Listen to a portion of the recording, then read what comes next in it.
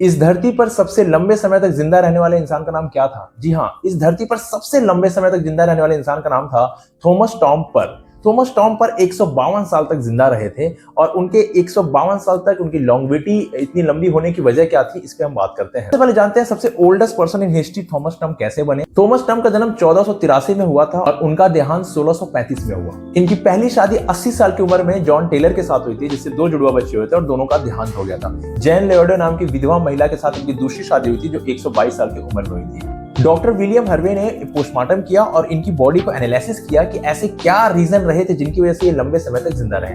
आपको बता दें कि पेशे से खेतों में काम करने वाले एक साधारण से नौकर थे, तो उनकी जीवनी इतनी लंबी कैसे रही, कोई 152 साल तक कैसे जिंदा रह सके, इस पर डॉक्टर विलियम्स ने काफी रिसर्च किया और उनके रिसर्च के अकॉर्डिंग उन्होंने कुछ ऐसे तथ्यों को पाया, बहुत ही अद्भुत और बहुत ही अनोखा था। उन्होंने पाया कि वो चूंकि एक खेत में काम करने वाले किसान एक नौकर थे, तो उन्होंने अपने लाइफ स्टाइल में बहुत ही सिंप्लिसिटी रखा था, अपनी डाइट को, अपनी लाइफ स्टाइल को, अपनी मेंटल स्ट्रेस को। तो उससे रीड करने के बाद डॉक्टर विलियम हार्वे ने पाया कि उनके बॉडी के अंदर जो ईटिंग हैबिट थी, यानी उनके जो खान पान का जो सिस्टम था, वो जो खाना खाते थे, वो मैक्सिमम एंटीऑक्सीडेंट लेते थे। कुछ फाइको न्यूट्रिएंट और एंटीऑक्सीडेंट की प्रचुर मात्रा रहती थी, जिसकी वजह से उनके बॉडी के सेल्स काफी नरिश होते रहते थे और जल्दी डेड नहीं होते थे। यही कारण रहा कि वो लंबे समय तक जिंदा रह पाए। जैसे उनकी डाइट में सबसे इंपॉर्टेंट जो उस समय कुछ प्लांट्स होते थे, वो खेतों में काम करते थे और उन प्लांट के एक्सट्रैक्ट का ही सेवन करते थे।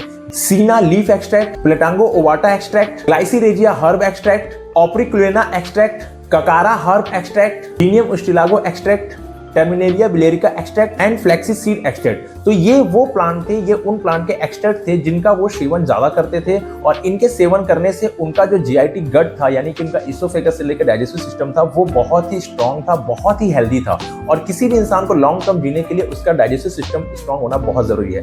आपको इंटरेस्टिंग बात ये बता दो कि सारे हर्ब जितने भी उस समय उन्होंने सेवन किए थे, होम्योपैथी में इन सबसे बनी हुई दवा आज भी मौजूद है। जी हाँ, जैसे कि एग्जांपल सीना बहुत ही अच्छी दवा होती है कॉन्स्टिपेशन के लिए, बहुत ही अच्छा दवा होती है डाइजेशन के लिए। उसी तरह से प्लेटांगो की मदर टीचर हमारी बहुत सी बीमारियों में काम करती है और जितने भी एक्सट्रैक्ट मैंने बताए हैं, इनकी सारी आपको होम्योपैथी में मेडिसिन मिल जाएगी, मदर टीचर के फॉर्म में, क्यू के फॉर्म में या फिर डाइल्यूशन के फॉर्म में। तो अकॉर्डिंग टू सिचुएशन इन एक्सट्रैक्ट से बनी हुई दवाइयां बहुत ही कारगर होती हैं। तो आप समझ सकते हैं कि इन दवाइयों की कितनी इंपॉर्टेंस है और होम्योपैथी इसीलिए कहते हैं कि होम्योपैथी आपके हेल्थ के लिए नहीं, आपकी ओवरऑल लाइफ के लिए बहुत इंपॉर्टेंट होता है।